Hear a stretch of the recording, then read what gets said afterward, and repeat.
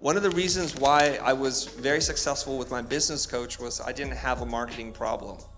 Not at all. We had probably between 2 to 3 new business calls every single week, between say $100,000 to $200,000, $300,000. Every single time somebody called us, it was for a job of that size. And so what my business coach was able to do was just help me make small tweaks, because I knew in that week I was gonna have another opportunity to take a swing at the bat and make an adjustment. So when you're dealing with a frequency, you start to develop patterns and habits, and you start to see what you need to do.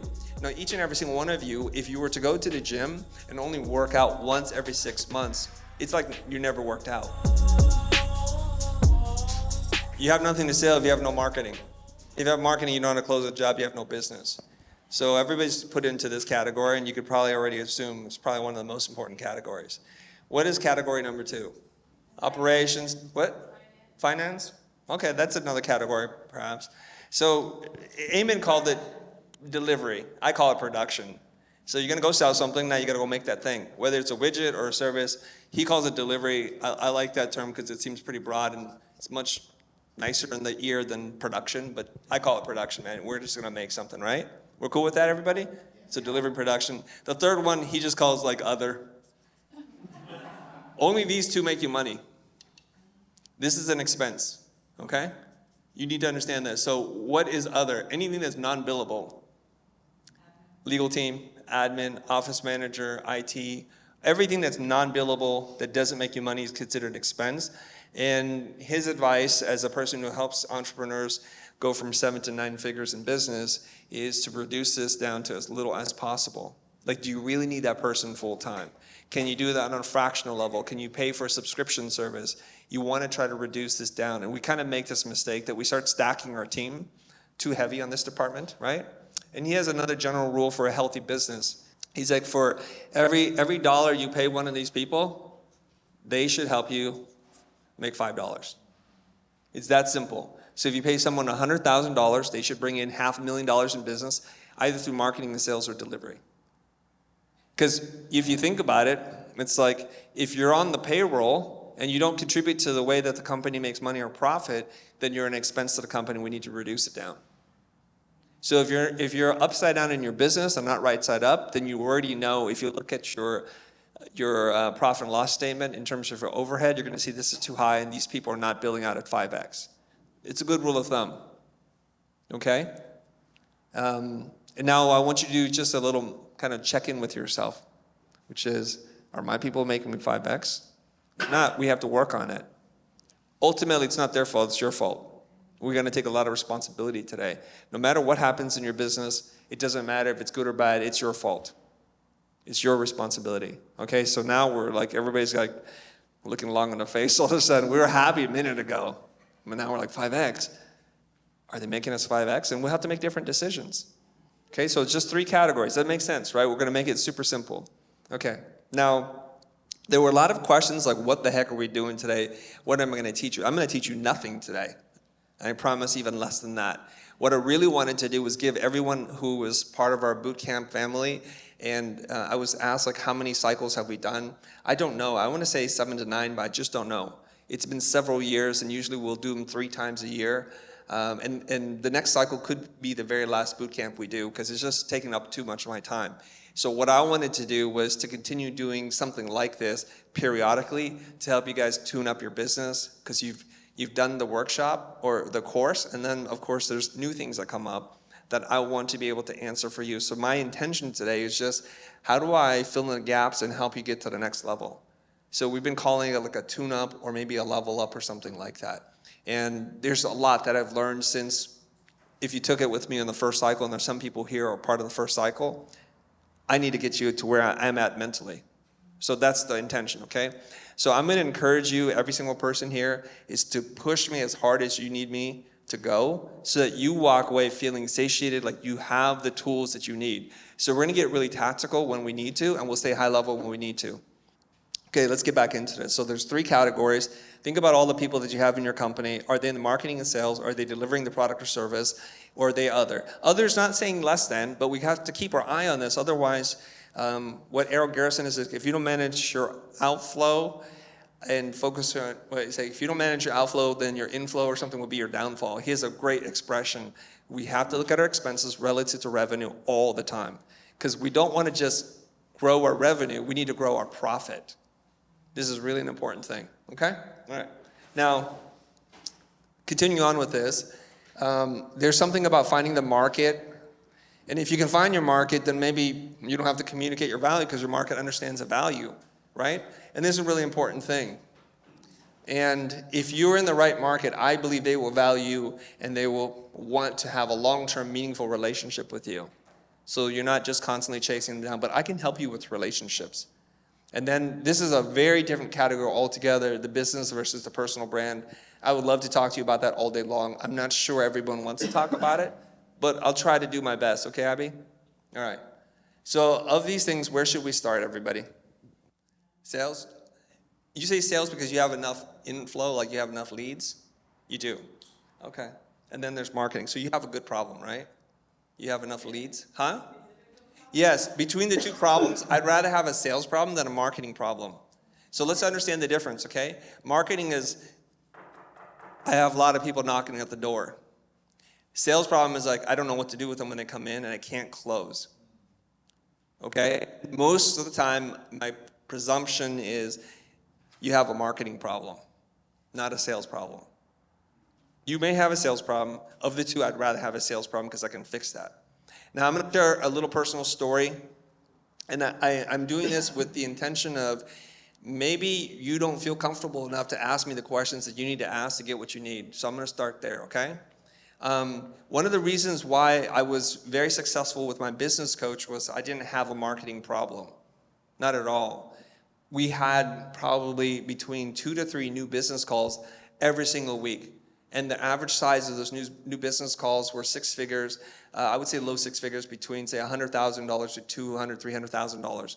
Every single time somebody called us, it was for a job of that size. And so what my business coach was able to do was just help me make small tweaks, because I knew in that week I was going to have another opportunity to take a swing of the bat and make an adjustment. So when you're dealing with a frequency, you start to develop patterns and habits, and you start to see what you need to do. Now, each and every single one of you, if you were to go to the gym and only work out once every 6 months, it's like you never worked out. So you have to have that frequency and that rhythm, and when you can find that, then you will be more confident. And because you know, if you blow this one, let's just say you totally effed it up, another one's coming in a few days. You just know it. So most of you just really need to work on your marketing sales game. Now, there's a couple of things, because it's tied to the offer that you have and to understand the market, and then that's kind of like the triangle you have to sort out, okay? So let's work on that together. So at the core of what you do, and I'm drawing this in real time, so it may look ugly, and we might have to work through this a little bit, right? So this is your offer. And then what is the market, right? So who's your target market? And they're really tied together. And there's a couple of things is, if I had a lot of gold to sell, but you have no money and you're not interested in gold, it doesn't really matter. I don't care how good the offer is. So the offer is tied to the market and understanding what their needs are. And as much as I can tell, the clearer you can see who the market is outside of what you want to offer, the more likely you're going to succeed. We walk in with way too much attachment to what we think we have to do, that the opportunity will present itself and you will not see it, okay? And the one thing that we need to do is, most of us in our offer focus too much on what we do versus the result that we achieve. When you can shift your mindset away from what you do to the result that you can achieve for the client or the market, it'll be much, much easier to sell. And unfortunately, we focus way too much on the thing that we do, the things that we make. So you're going to see relationship now. What market finds this result to be valuable? You won't even have to sell it to them, because it'll be very apparent. Okay, so if you're in the video business, and I used to be in the video business myself, so I know a little bit about it, so we'll just take that as an example to unpack for all of you. You know what Mo told me the other day? He told me there's literally some people in India who cut your video for $12. They'll cut your $7, I'm sorry. I gave him a raise. So if you're in the video editing business for social media shorts, can you compete against $7? That's the problem. So if you just sell what you do, the video, you are screwed. But there are a lot of people who cut videos who aren't even scared at all. And why is that? What is it that they're selling that people who are in this market are dying? How could they be thriving while other people are dying? What do you think they're doing that's different? Positioning. Positioning. You have to give me more words. Yes. A little bit of context. I do presentations, and I started when the market was like $5 per presentation on Fiverr, on Upwork, and nobody cared. And so there was no high ticket value. And I have one, so my most educated guess will be to attract the right audience. You have to basically know what do they need and what result do they need, both physically, like presentation, but also mentally, how would they have to feel, and to communicate that value to them, that you can help them achieve that through wording, through design, and basically positioning. Yes, it is in positioning. And in order for us to position, we kind of need to know who the market is and what our offer is, right? Yeah. This is where we all get stuck, everybody. For some reason, we just cannot commit to a certain person. We'll call them an avatar, whatever it is. And when you understand the person, all the solutions become really easy. And I'll give you an example, okay? A little while ago, I had this brilliant idea that somebody told me to start a mastermind. I couldn't figure out who the person was. I was thinking, okay, there must be enough creative entrepreneurs who want to do a mastermind with me and pay me $36,000 a year. Is it 36? Yeah, it's 36 grand. 36, yeah? And I was like, wait a minute. Do I know enough entrepreneurs that are creative that do over $1 million in business that want this from me? Probably not. Here's the problem with a lot of creative people. We suffer from some kind of poor relationship with money, that when we have it, we don't want to spend it on anything. You guys know what I'm talking about? I have many friends like this. They don't want to hire anybody.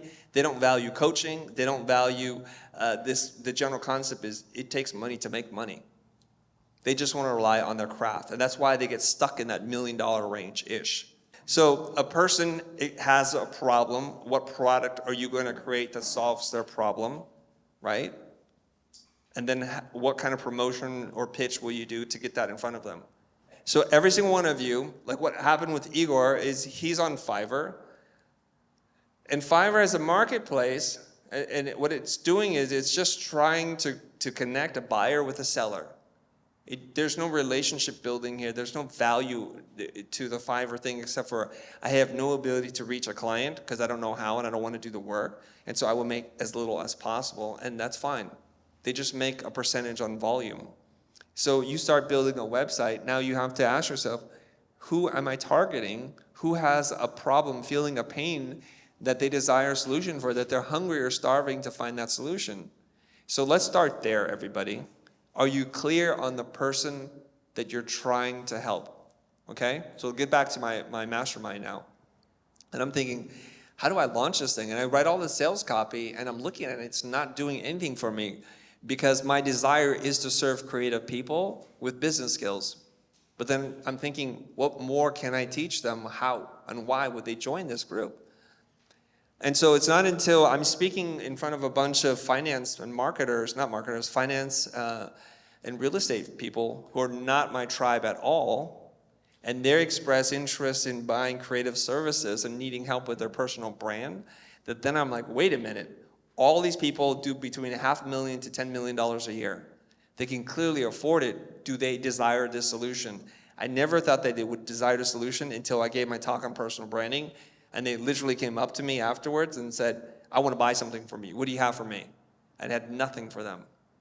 So then the market told me, this is what we want from you. And I had to let go of my attachment to what I thought I needed to do, knowing that internally with my team, they're not going to be happy about this.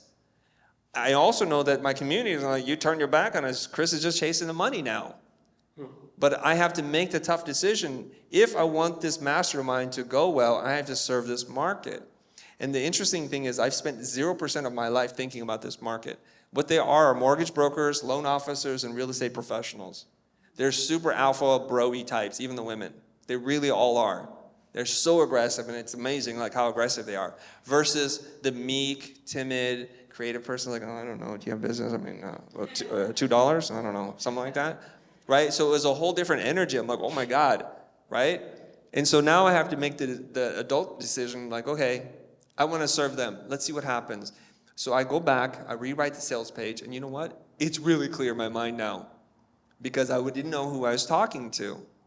So then with the bouncing of ideas, and then finally we come up with a line, helping left-brainers think right. Because I didn't realize this, but they all want to be creative. And here's a really cool part. You know, I try and teach creative people. I think I'm a pretty good teacher of creative people. I'm like, meh. You know what? You fart a little font on them, and they're like, oh my God, that's genius. How did you figure out that font, Chris? The colors, amazing. The style, super duper. I'm like, what am I doing wasting all my time with these creative people? Right? Because the market is hungry for a solution that's so easy for me to deliver on because they experience this pain point. Because they swim in the sea of same. Right? Whereas creative people, every single one of you are so divergent and different. You're like, screw the man. I don't want to be in a box. I'm going to be wild and crazy. But for them, they're so hungry just to be a little bit different. A little bit different for them is like 2.5 degrees. And I know I can deliver that. So as I'm sitting down writing, and the more conversations I have with them and their objections, it just becomes clearer and clearer what I need to say. And I'm telling you right now, I'm super confident this is a $3.6 million business venture. At least. And it's much easier to sell to them because they're hungry, they have the money, and they desire the solution, so we're good. So let's take a minute here, everybody. Let's sit down and think about who your target market is, what problem do they have, and are they urgently seeking a solution? When you can identify that, all the communication, all the marketing position becomes super clear. All right? So let's do this. Let's spend 5 minutes silently, create an avatar, okay? And you have to divorce yourself from everything you knew up until this point. Because what you're going to do is you're going to create an avatar of the exact same person you cannot sell to who doesn't value what you do. Make sense? You have to just let go. Now, here's the crazy thing. Jason, you shoot mid to high-end commercial-like productions, right? Yeah. And you're going to use fancy cameras and color grade and just all this kind of stuff. That market is so funky. We know that. We used to be in that business. You know what's astonishing to me? I'll tell you two things that are going to just maybe break your heart a little bit. A guy that I coach pays someone $3,000 a month to write a couple of tweets for him. I'm like, this is stupid. This is stupid. It's probably 1 day's worth of work for the entire month, and it's all auto-scheduled. He wants a couple of tweets a day, and he wants a thread every once in a while. And I tell him, he's like, are you crazy? Why would you do this? He goes, Chris, I do not want to get on Twitter, but it's important to marketing my product that I be on Twitter. You see what he's saying to me? I got a problem, and the problem hurts me so much because I value my time so much. I would gladly pay someone $3,000 a month so that I don't have to look at that thing. You want that kind of person, okay? I know another guy who edits podcasts, 1 a week, editing a podcast, like an hour-long podcast, does the titling, posts it up. I think he does $5,000 a month, $6,000 a month. This is insane to me. And you're sitting there, I'm running around shooting video, I got to coordinate with stylists and wardrobe, I'm like, what are they paying me? This is ridiculous. It is not the thing that you do. It's solving the pain point of the person who's going to write you the check. That I know is clear. Because what both of these people are selling to is a person who's making a product or service and understanding the value of their time. And this person does about $500,000 a year, doesn't have a lot of overhead, so $3,000 a month to them is nothing. The person who's cutting video is working with a person who's exited out of a 8-figure, 9-figure business. They don't care. They're now looking at influence and authority building and being a thought leader. You just sell what you do to a different market because the result that they desire, they'll compensate you for it. And the person I'm talking about, his name is Alex Hormozy. And every time I hear him say how much money he spends on content, it blows my mind. And we're out here trying to get $4. So whoever's working with them, they're paying a lot of money, right?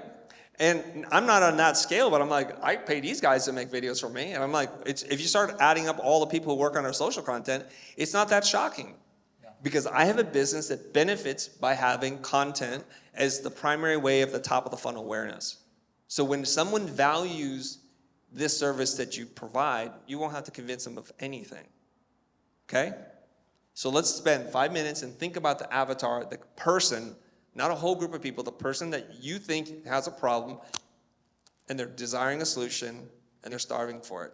The person, like, we're about to brainstorm for 5 minutes who our person is, right? You're Ellen, right? Ellen, Yes. yeah. And you thought you had your person, Yes. the creative. Yep. And then you almost had this happy accident Yep. of speaking in front of these professionals. Yes. And that's when it exploded for you, like, oh. It became clear. Became clear. Yeah. And so I think this is, like, I think I know my person, but I'm not really going to know who my person is until I'm actually trying to work with them and I'm Correct. having these conversations and figuring Correct. it out. So there's like something in the doing. I'm going to help you that- though. Okay. Yeah. So I'm just still, I understand. yeah. So here's This what we're going to do. It's a good question, right? So what I do is I go into my cave and I'm like, I think there are these people. And as I'm writing, I'm like, looking at the logic, it doesn't line up. But my heart tells me, please keep doing this. And I'm struggling for writing the sales page. For weeks, the team's like, where's the sales page? And I can't figure out, and you've been here before, if you try to write a long-form sales page to a person you don't understand, you're just throwing up garbage. And that's what I was doing, just straight hot garbage, right? I keep looking at it, I was like, I don't want anybody to share. This is not good. And then you know what I do? I tried to help myself by using ChatGPT. I took all the copy I wrote and I said, rewrite this, and it just gave me more generic version of this hot mess that I got. It didn't fix it because it's built on like a pile of garbage, right? So I'm like, what am I going to do here? And I can tell that it's not working, but I can't figure it out. So here's what we're going to do. Yeah, there's a good chance you don't know who the heck you're going to target because you don't know them. If you knew them, you wouldn't be here. You got it all solved, right? Pretty sure. So what we're going to do today is you're going to tell me who you think it is, and all of us are going to argue with you. All of us. And if you can survive, then we're like, yeah, that's a pretty good person. But here's the other cool thing. There is a couple of things that you can build personas for, and you can just look at them and say, does that work? You can use ChatGPT and see if this works, okay? What you want to do is you want to say, I want to build a buyer persona for a person who's looking for X in this market where they can afford to spend X. And then see what it gives you. Just, I don't know how to phrase it, but the cool thing about ChatGPT is kind of like grenades. It's like you just got to get close. And it'll tell you, right? It'll give you hot garbage back. And I'm like, okay, try again. Let's try it. Let's keep thinking about it. One thing that I learned from Daniel Priestley, and then my brother who's a software engineer from Stanford told me how it works. Daniel Priestley said, whatever ChatGPT tells you, just say, reflect on your answer and try to improve it. And he says, oftentimes it gets better. And then what my brother told me is, it doesn't really think about it. Humans are silly, because he's kind of half robot himself. He says, what it's doing is it's re-rolling the variable again with adding some more data points. That's all it's doing. It's not really sentient, and it's not really sitting there really thinking like I could do better. It re-rolls the data, and it just adds the latest input to it. So it's going to try to refine it a little bit. Yeah? Okay. So let's just spend 5 minutes. And I would love to have a couple of people in this room have one of those light bulb moments when they're like, dude, I think I found it. And then we're going to attack you like wild animals.